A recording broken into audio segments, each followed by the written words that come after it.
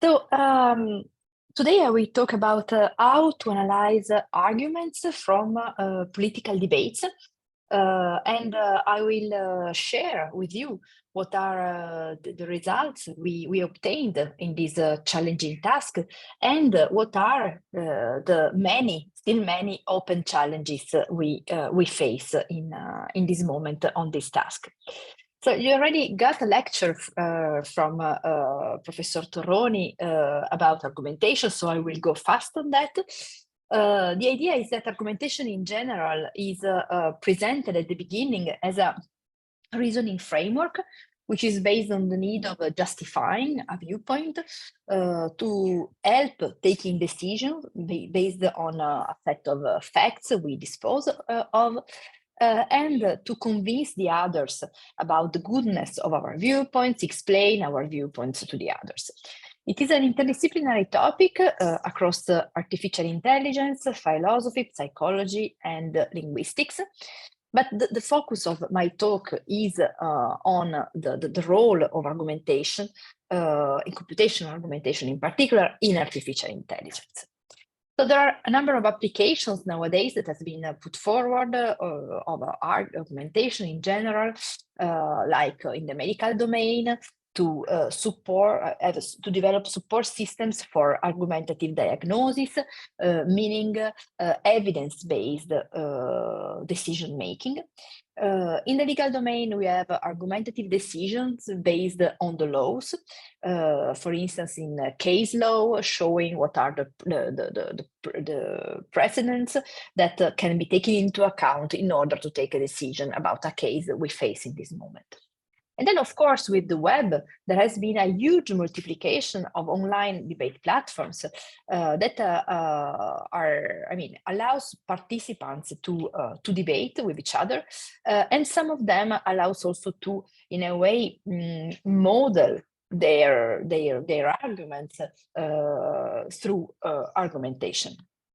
So in general, if we think about, for instance, two people interacting, the idea is that in argumentation theory, we start with the two knowledge bases, like in this figure I put on the right, with two knowledge bases of the two people interacting, meaning or their knowledge, the information they have in their brain, okay? And then they build the arguments from the knowledge they have. They identify whether there are conflicts between the arguments that are put forward in the debate. And then the idea is to select the good arguments, meaning those arguments that can be used to support a certain conclusion, to take a certain decision. So that was argumentation theory from a theoretical point of view. And then in 2012, there has been a rising interest in a task which is called argument mining. Now, argument mining, 10 years after, I would say, is a main topic in main NLP and AI conferences. In 2012, this research area has been founded based on the fact that there were researchers in argumentation, in formal argumentation, having a need to, in a way, feed their computational models with real arguments. And on the other side, there were NLP researchers which wanted to in a way tackle this new challenging task, which is the idea of identifying argumentative structures in text.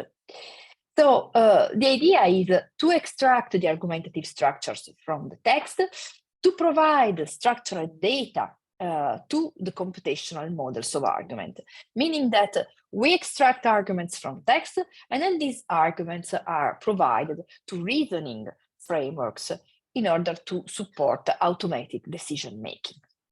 So why 2012 for all these advances? First of all, there were large natural language resources which became available, meaning text.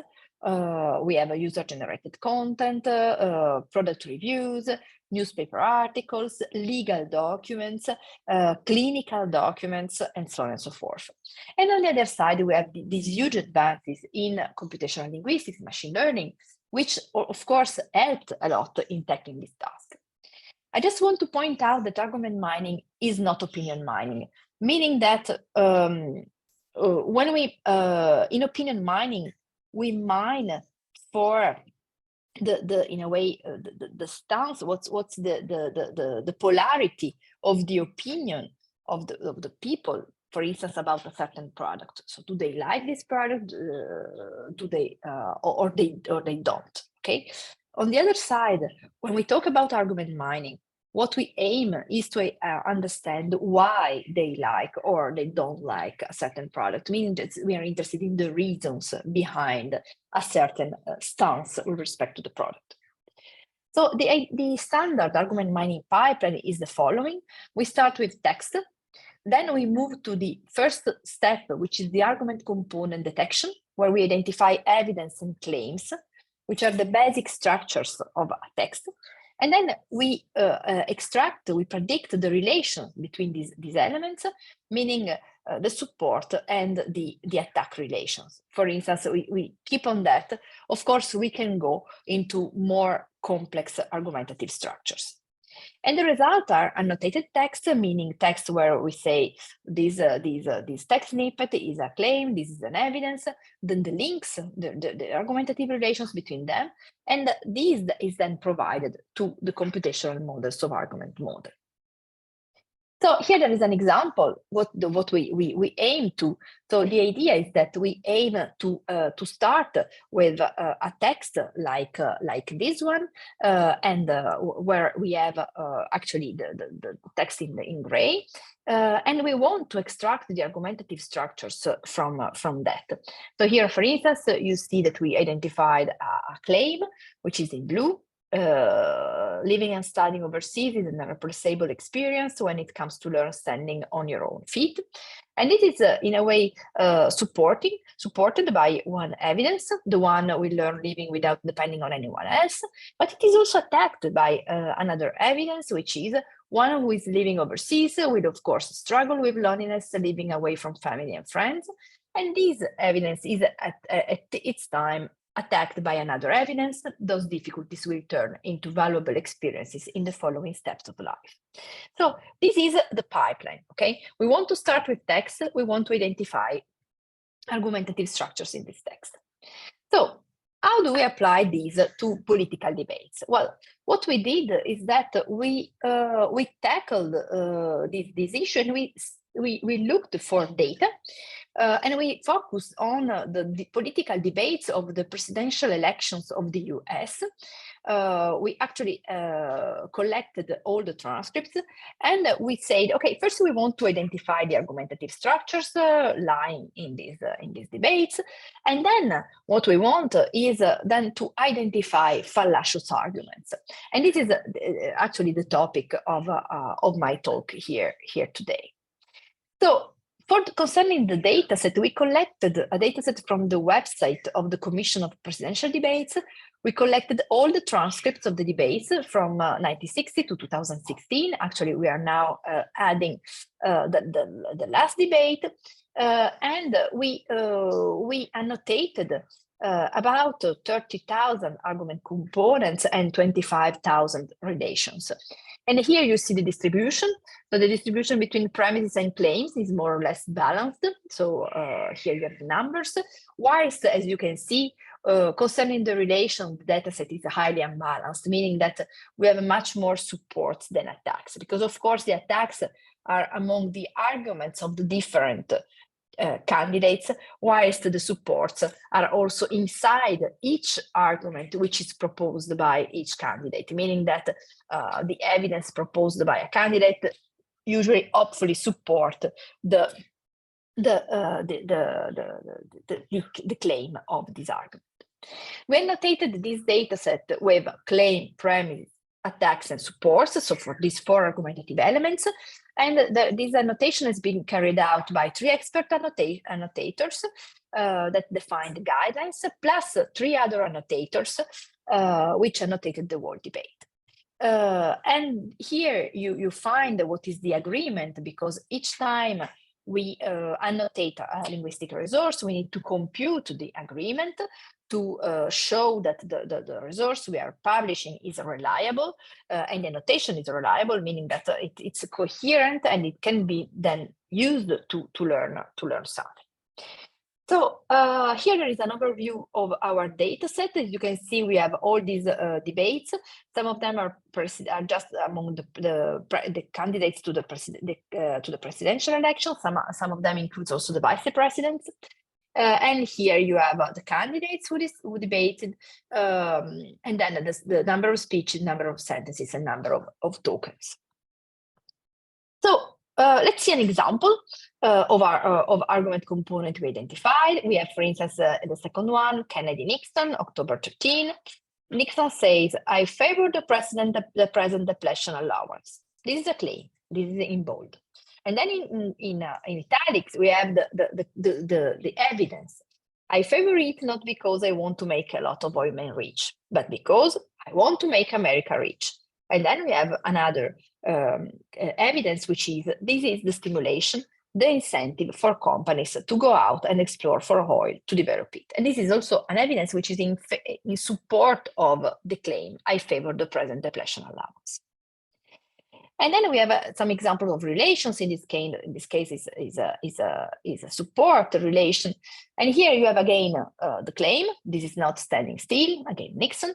And then a number of premises which support actually these claim.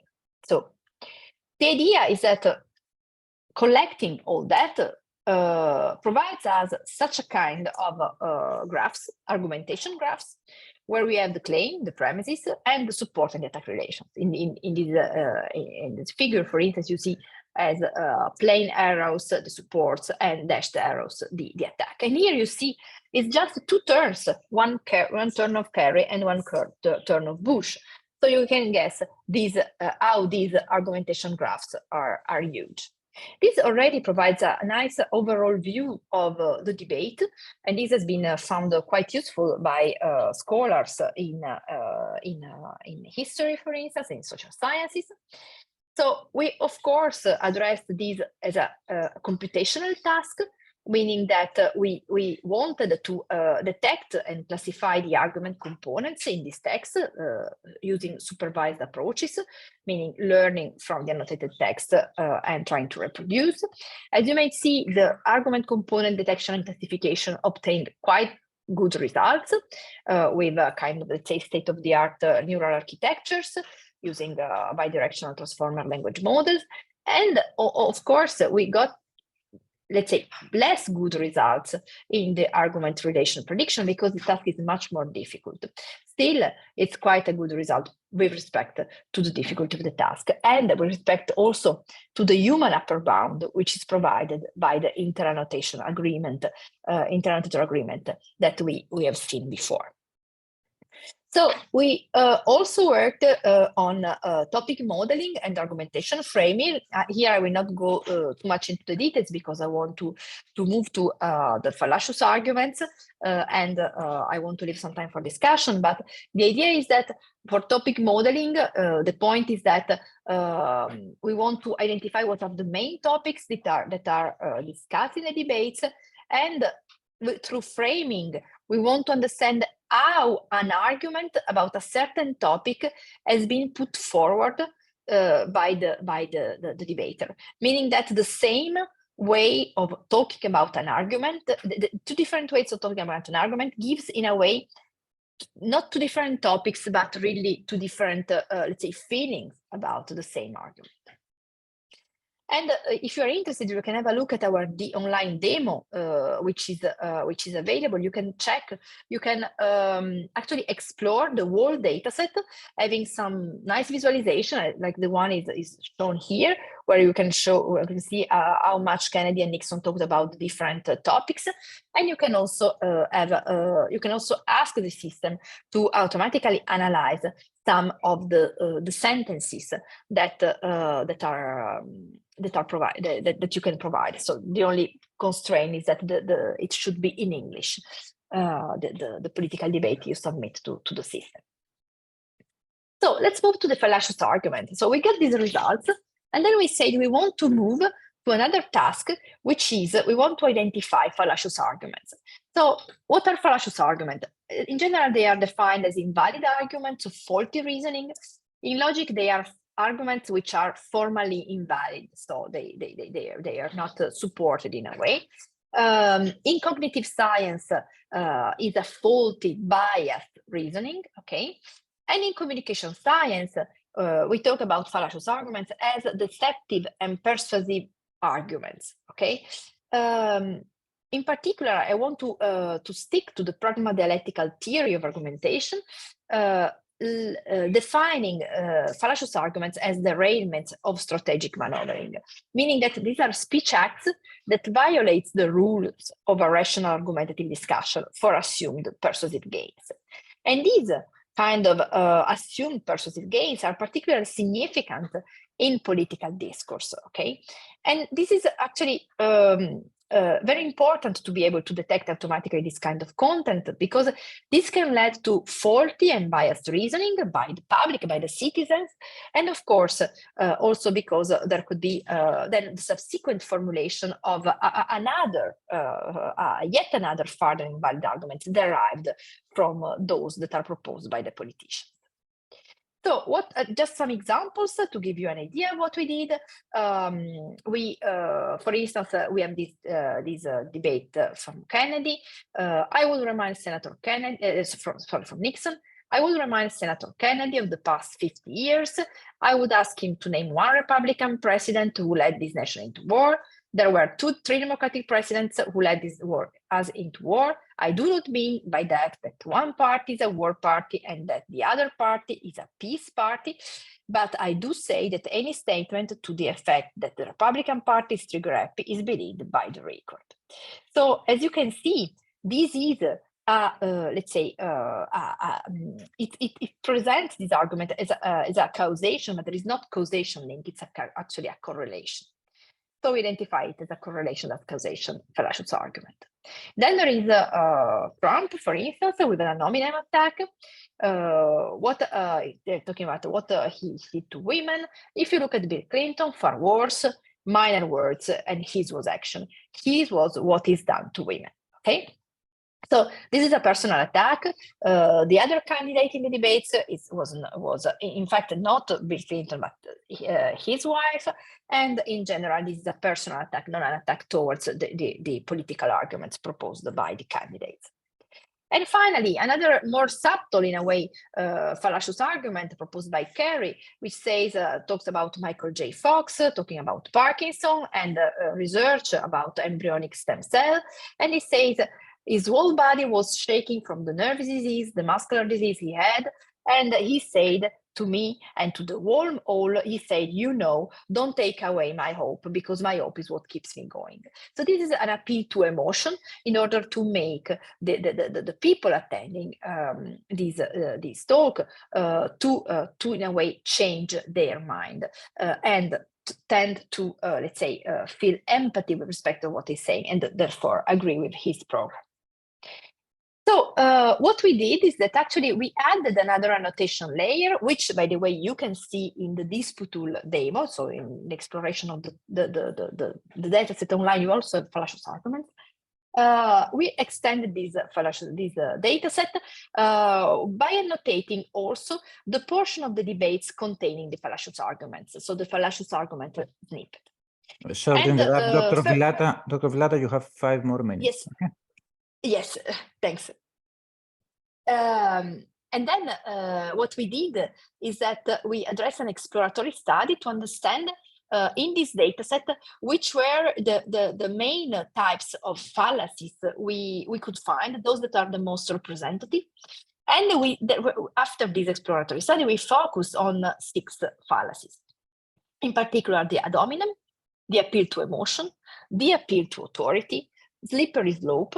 So appeal to authority is the one relying more on the ethos, in a way, saying, okay, I'm an expert on that, therefore you must trust me on this claim. Slippery slope is when you present a small, often insignificant event as being the cause of a very huge, usually negative event. False cause is like the correlation that's causation, the one we showed from Nixon, and slogans are standard slogans that we have in political discourse. So, and we then finally also found some subcategories for some of them. We will see them. So here there are some statistics on the data we presented. As you might see, the distribution of the fallacies, as you can see, there is an hype in 2016 and in 2000 also. We have also here the distribution of the subcategories. So how many fallacious text snippets we found on each of these subcategories that we annotated. And down we have, and in the bottom of the slide, you also have the inter-annotator agreement we computed. And we address this task as a sequence classification problem. So we, more precisely, as a multi-class classification of fallacies. So we used standard language models like BERT and Roberta as baselines, okay? And then we took two models, which are Longformer and Transformer Excel,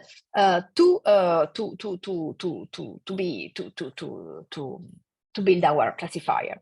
Actually, we took these two because they are able to take huge text snippets, and this is important because we want to, when you identify the text snippets which is fallacious, you do need to analyze also the context, which means those arguments that comes before and those that come after, because otherwise it's hard to just take a sentence and say this is actually fallacious. Okay, and that's why we needed Longformer and Transformer Excel, because they are able to take huge text snippets to analyze. So we also claimed, and this is then the nice take-home message we had at the end, that actually argumentation features could play a role, meaning the fact of having argument components and argument relations would help in identifying these kind of fallacious arguments. This is the architecture. I will not spend much time on that. I say everything, and you can find the details in the paper.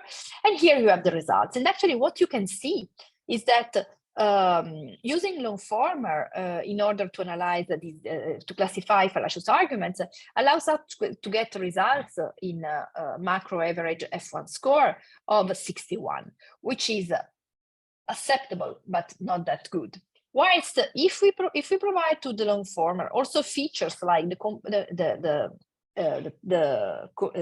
argument components and the argument relations, actually the identification of fallacious arguments increase a lot, achieving let's say much more satisfiable results of a macro average F1 score of 84.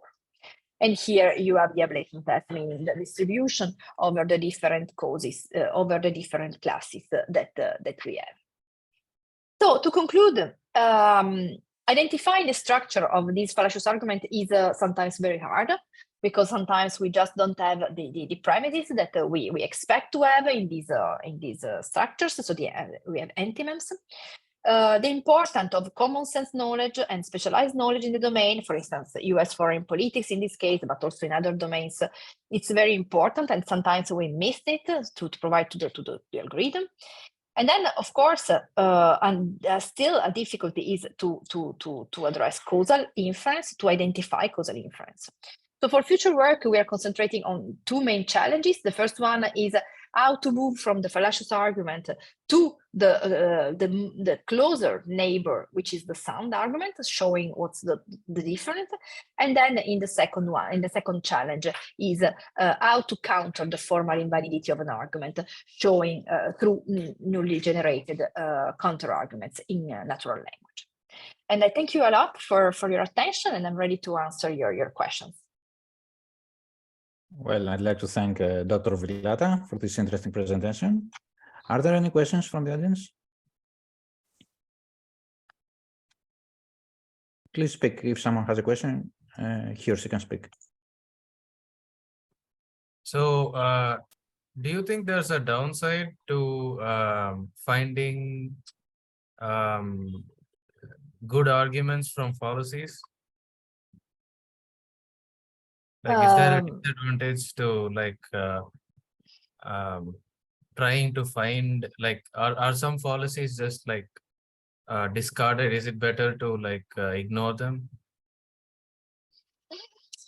That's a good question. So for the moment, actually, we didn't focus on that. So we just took these 6 types and we tried to identify them automatically. I think that excluding some of them should be based on some rationale, which depends also on the purpose of how you use these tools. Because again, that's something that I didn't say explicitly, but of course, our goal is to in a way support the analysis of these debates, or maybe being able to address some societal challenge on that. So identifying fallacious arguments when they are proposed, maybe in runtime, ideally, and so on. But of course, then these tools can also be used in a let's say misleading way, because they are tools. Okay, so they can be used in different ways. So it's possible, but I wouldn't claim in which cases we should do that. Thank you. Is there any other question? We have time for one more question.